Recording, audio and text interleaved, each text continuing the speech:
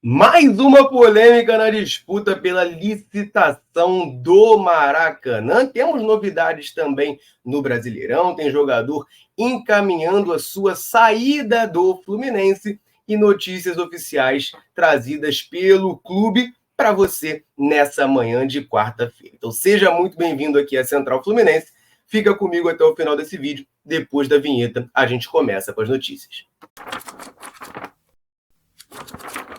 Olha só, minha gente, pois é, a Conmebol quer abrir um expediente disciplinar contra o Mário Bittencourt, presidente do Fluminense. Pois é, o GE traz essa informação para a gente de que a Conmebol está abrindo esse expediente disciplinar devido a reclamações feitas pelo nosso mandatário no seu Twitter após o primeiro jogo da Recopa LDU 1-0 Fluminense. Ele reclamou e muito sobre a arbitragem do colombiano Andrés Rojas, né? Não só ele, toda a torcida do Fluminense reclamou e reclamou muito. A Conmebol não gostou e está abrindo esse expediente disciplinar contra o Mário Bittencourt. É engraçado, né? Porque contra o árbitro, nada, né?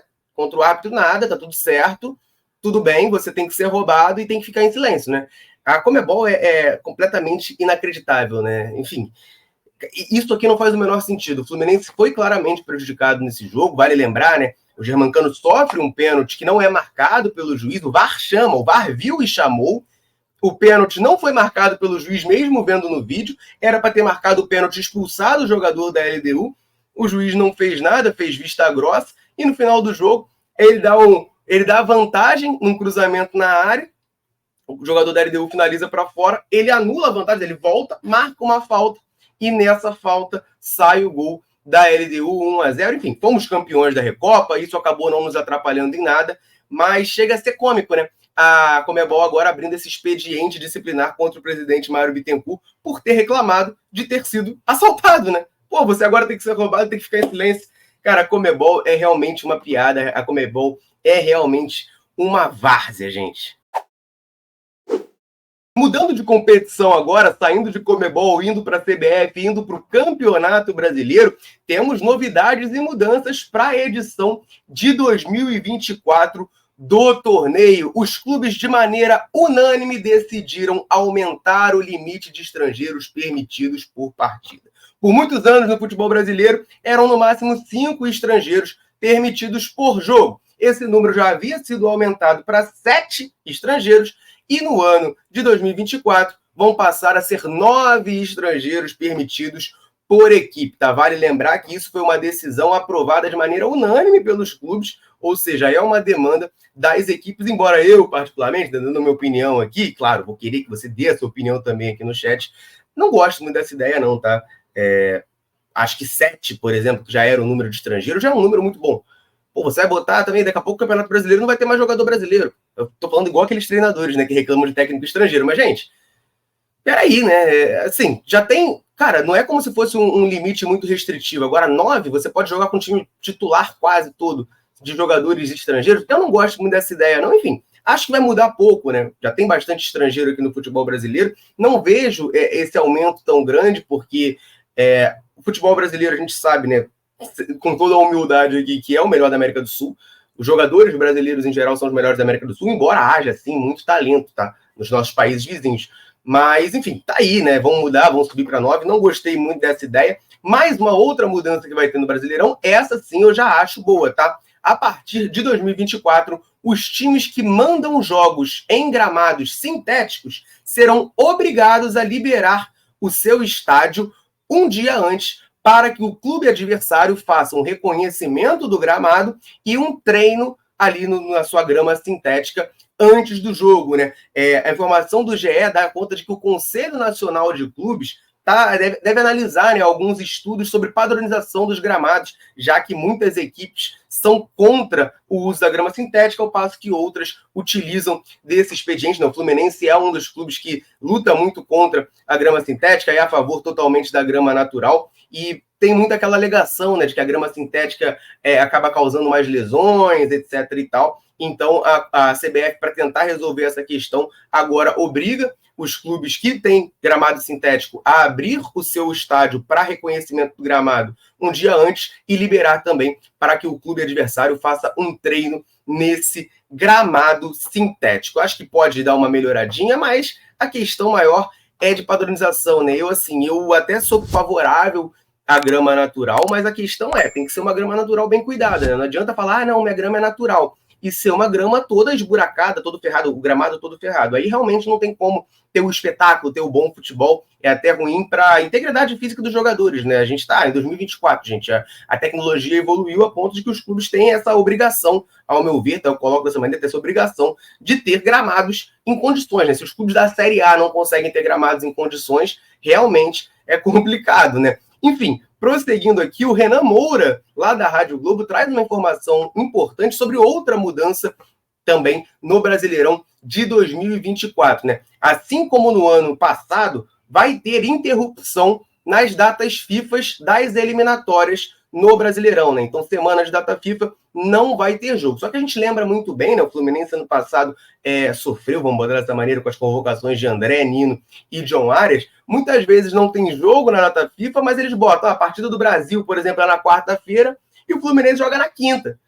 Pô, aí, tipo assim, beleza, não tem jogo na data FIFA. Mas no dia seguinte não deu tempo do cara retornar da seleção para poder estar disponível e poder atuar. Então ele acaba desfalcando a sua equipe. Mas segundo essa informação do Renan Moura, lá da Rádio Globo, os clubes que tiverem jogadores convocados terão um intervalo mínimo de 48 horas entre a partida das seleções e a sua partida no Brasileirão, a fim de possibilitar, né, que o jogador retorne a tempo, né, de não desfalcar a sua equipe nas competições. Porém, houve um pedido dos clubes para que paralisassem o Campeonato Brasileiro em meio à Copa América, que vai ocorrer lá no meio do ano, e esse pedido, no entanto, foi recusado. Então, o Fluminense, que tem André e John Arias, por exemplo, que são jogadores selecionáveis, né, por Brasil e Colômbia, respectivamente, deve ter esses desfalques, sim, durante a Copa América, né? Não vai ter paralisação no Brasileiro, muito por uma questão de calendário, né? Não teria tempo hábil para parar tanto tempo e cumprir o calendário. Vale lembrar que a Libertadores, ela sim para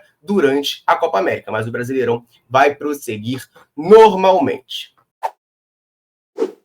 Fluminense confirmou duas informações rapidinhas aqui para você, mas antes, vou lembrar você de olhar o comentário fixado desse vídeo, porque lá tem o link do canal do WhatsApp da Central Fluminense. Por lá você fica por dentro de tudo o que acontece com o nosso tricolor. Todas as lives e vídeos da Central você também recebe o link por lá. Então, fica sempre muito bem informado sobre o nosso Flusão. Corre no comentário fixado desse vídeo, clica lá no link e aperta o botão de seguir. E aí você vai receber tudo do Flu no seu WhatsApp, na palma da sua mão, beleza? Tô te esperando lá. Vamos falar agora das informações que o Fluminense confirma, tá? O Fluminense postou no final da tarde de ontem, começo da noite desta terça-feira, uma parcial de ingressos para o Fla-Flu de sábado, tá? Segundo o Fluminense, já tem mais de 25 mil tricolores garantidos para essa partida, né? Vale lembrar que a Ferdi marcou esse jogo para um sábado às 9 da noite. Meu Deus do céu, né? Não canso de reclamar desse horário. E, gente, sinceramente, eu não acho essa parcial ruim, tá? Sinceramente, eu esperava menos, uma parcial menor, porque a fase do Fluminense, a gente pode dizer que mesmo com o título da Recopa, não é das melhores. O Fluminense perdeu o Botafogo, ficou humilhado, né, gente? Vamos falar um português claro aqui. Eu fiquei muito revoltado com esse jogo. Vai jogar ali um clássico, a gente sabe todas as questões que isso acaba envolvendo, mas temos 25 mil ingressos comercializados já. Eu acho uma parcial baixa, mas é melhor do que eu estava esperando, tá? E vale lembrar que a partir de amanhã, dia 7, abre a venda para o público geral. Então, esses 25 mil ingressos são somente tricolores, somente sócios que fizeram o check-in ou compraram os ingressos a mais que têm direito pelos seus planos. Vale o registro sempre, o incentivo para você, tricolor, que puder ir ao estádio no sábado, é muito importante. A gente vai jogar essa semifinal. O Fluminense aprontou, né, de jogar sem a vantagem do empate e o primeiro jogo ser com o nosso mando e o segundo jogo decisivo com o mando do Flamengo. O Fluminense deu essa aprontada, então agora a gente tem que lidar com isso.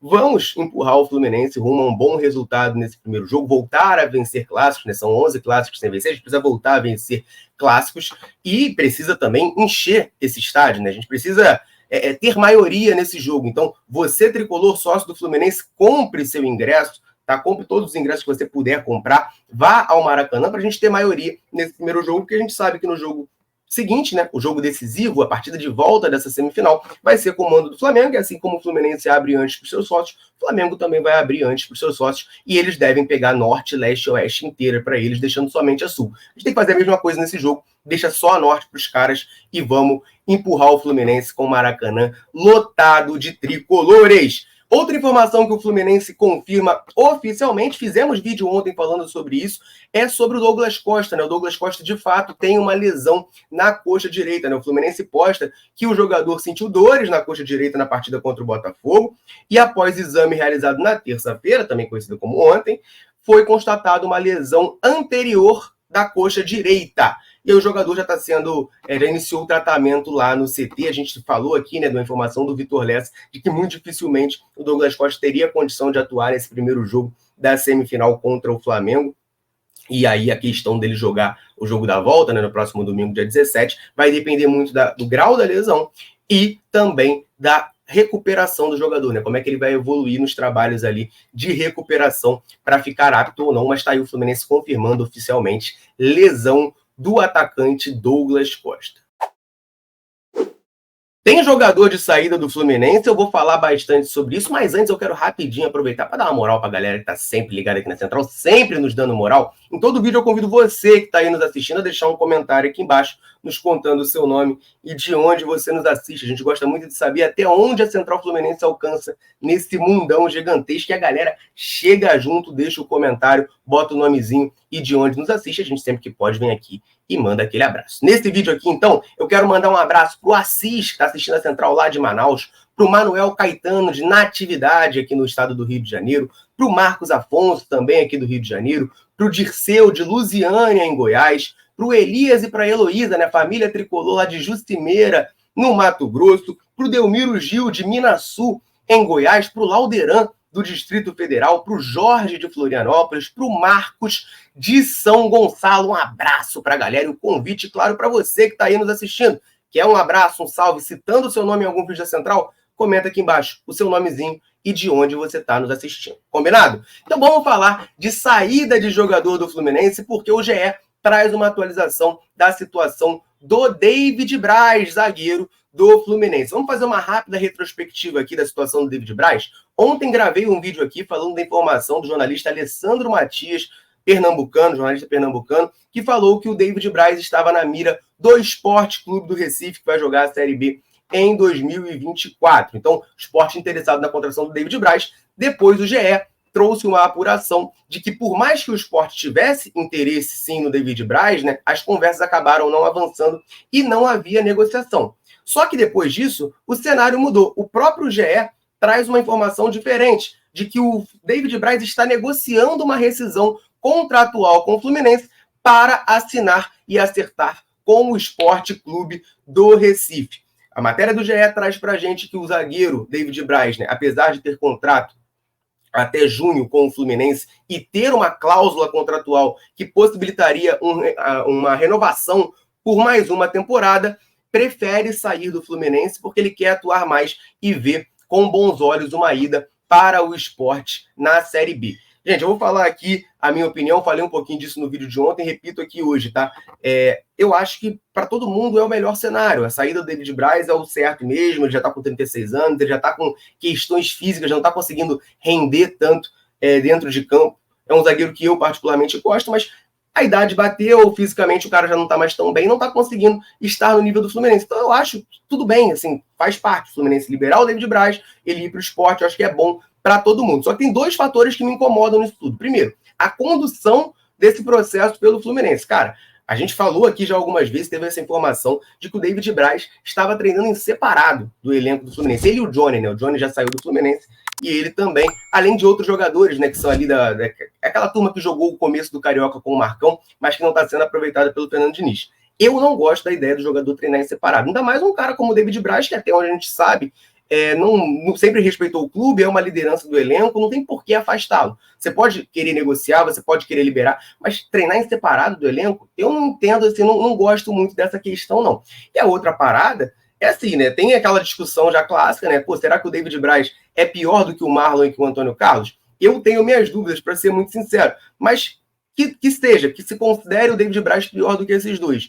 Eu entendo que o Fluminense precisa se reforçar na zaga sim. A gente perdeu o Nino, a reposição até agora foi o Antônio Carlos, que é um zagueiro, né, questionável, vamos botar dessa maneira. O Fluminense precisa melhorar o nível da sua zaga. Hoje a gente joga com o Thiago Santos, que é um volante que se tornou zagueiro e vem muito bem, e com o Felipe Melo também, é volante que se tornou zagueiro, joga muito bem, mas tem a questão física de não aguentar a partida completa. O Felipe Melo tem essa questão. Então o Fluminense precisa de profundidade na posição, precisa contratar zagueiro, sim. Ah, mas o Thiago Silva pode voltar lá no meio do ano, a galera fica nessa. Gente, primeiro de tudo, é uma novela que eu prefiro nem falar, né? Eu evito ao máximo falar de Thiago Silva aqui, porque essa novela já encheu o saco, tá? Mas, assim, beleza, se ele voltar, maravilha, vai ser ótimo. Ainda assim, eu acho que o Fluminense precisa de mais um zagueiro, tá? Porque o Thiago Silva viria, então vamos botar para substituir o Nino. Precisa de mais um zagueiro para o seu elenco. Eu enxergo dessa maneira. E outra coisa, se o Thiago Silva não vier, amigo, você vai fazer o quê? Você vai ficar a ver navios? Não dá, né? Não dá pra gente também ficar, desculpa o palavreado aqui, o ditado, mas contando com o ovo no cu da galinha. Não tem como, gente. Então, para mim, o Fluminense pode liberar o David Braz? Pode. Mas tem que contratar, sim, mais um zagueiro.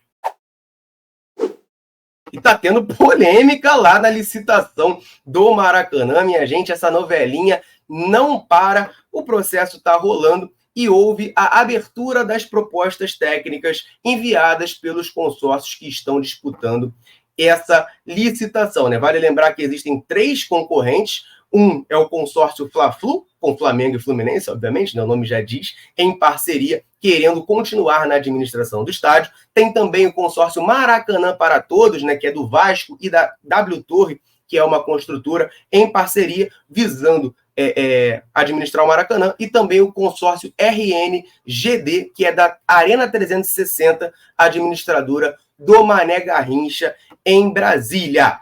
Vamos lá, primeiro de tudo, né? O Richard Dubois, da Arena 360, que é um dos consórcios concorrentes, ele está apostando em abrir o Maracanã para todos os clubes. Ele entende que isso pode ser um ponto positivo para ele, já que a gente sabe que há esse conflito, né, de ideias e de interesses entre a dupla Fla-Flu e o Vasco da Gama. O Richard Dubois, da Arena 360, faz essa aposta, né, de abrindo o Maracanã para todo mundo conseguir, né, numa postura mais conciliadora. Só que ele reclama da modelagem do processo, tá, do processo da licitação, que dá um peso de 60% para a proposta técnica enviada por cada consórcio, e essa proposta técnica tem uma pontuação de acordo com o número de jogos que cada consórcio consegue garantir. Aí vamos lá, aqui que reside a polêmica. Porque o edital diz o seguinte, tá? Que o licitante que apresentar igual ou número maior de 25 datas, jogos, né, ganha 5 pontos. Quem apresentar igual ou número maior do que 40 datas, 15 pontos. Licitante que apresentar igual ou número maior do que 55 datas, ganha 25 pontos. E licitante que apresentar igual ou número maior do que 70 datas, ganha 35 pontos. Então, quem tiver mais jogo garantido para botar no Maracanã, acaba levando, né? E assim, essas datas, elas precisam ser necessariamente, no mínimo, 75% delas em Brasileirão Série A ou B, Copa do Brasil, Libertadores ou Sul-Americana, todas masculinas, né? Não vale futebol feminino. E aí, gente, o Vasco da Gama, naturalmente, tem uma dificuldade um pouco maior de conseguir bater um número alto de jogos. A gente sabe que a dupla Fla-Flu, na verdade, o problema é até o contrário, né? Tem jogo até demais no Maracanã, acaba desgastando o gramado. Eu falei um pouquinho da questão da grama sintética, né? Acaba desgastando o gramado do Maracanã, que é um gramado realmente bastante criticado, bastante cornetado aqui no futebol brasileiro. E o GE traz pra gente a informação da proposta técnica do Vasco, que está causando muita polêmica. Porque o Vasco colocou na sua proposta técnica jogos de Santos e Brusque.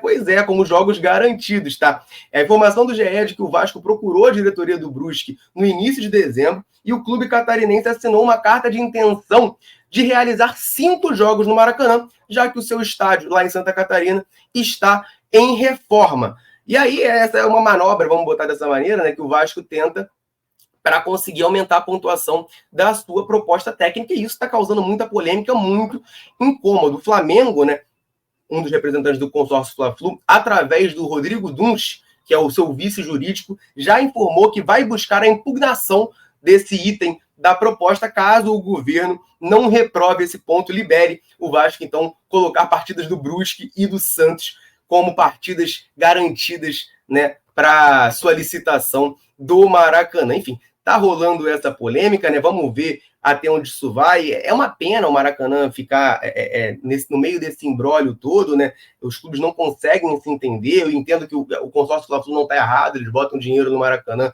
já há algum tempo, organizam, administram, o Vasco chega meio que do nada querendo jogar, isso aí atrapalha, prejudica, beleza. O Vasco lá atrás não quis, né, participar da administração do Maracanã, prefiro o São Januário, mas agora é uma outra diretoria, enfim. E eu entendo também que a 777 está mais focada em botar show no estádio do que jogo de futebol. Eu entendo tudo isso, mas acho uma pena, né, ficar nessa brigalhada, nessa falta de entendimento e ficar nessa novela, né? É briga para lá e para cá e uma novela que não se define. Espero, né, finalmente a licitação está saindo do papel, espero que o governo do estado resolva isso logo, para a gente não ter mais esse tipo de problema que a gente viu em 2023, Fluminense e Flamengo, inclusive, sendo punidos pela Conmebol pelo mau estado do gramado depois de ser sobrecarregado com jogos da dupla Fla-Flu e do Vasco em um período muito curto de tempo. Beleza, galera? Essas eram as informações que eu queria trazer nesse vídeo para você. Claro que eu quero que você deixe um comentário aqui para a gente trocar aquela ideia. Combinado? Eu vou ficando por aqui. Um abraço, saudações tricolores. Tamo junto!